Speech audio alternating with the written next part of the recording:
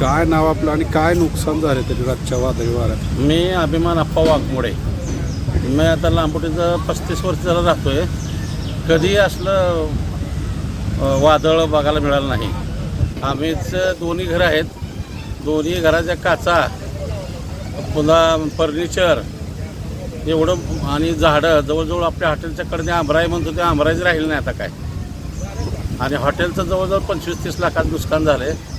घरचं 10-15 लाखाचं नुकसान झालं आहे. तर वादळ आयुष्यातनं पहिल्यांदा एवढं मोठं मी वादळ बघितलेलं आहे. आता माझं 61 वय आहे. एवढं कधीच मोठं वादळ पहिल्यांदा बघितलं.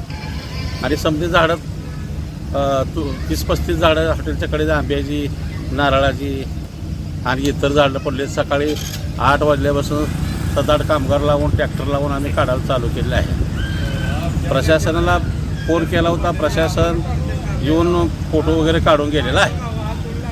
तर झाडं किती मोठी होती काय?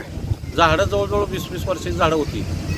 हॉटेलच्या कडेने लोक, प्रवासी, लोकल 10-12 गावचे लोक येऊन इथं दुपारच्याला बसणे करणे किंवा दिंडे आहेत.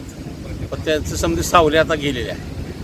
आंब्याची झाडं होती तर त्याला किती किती आंबे लागले असतील? आंबं एवढं होतं की रोडपर्यंत हातरुंड झालं होतं आंब्याचं. 20-20 वर्षाची झाडं आहेत आंब्याची. 35 झाडं तुटले. कुणाला इजा वगैरे काय? कुणाला नशिबाने एवढं चांगलं आहे की कुणाला असं लागलं नाही. एवढं मोठं हॉटेल भरलं होतं. घरात समजी लहान मुलं होती. कुणालाही काय झालं नाही. ही पांडुरंगाची कृपा म्हणा.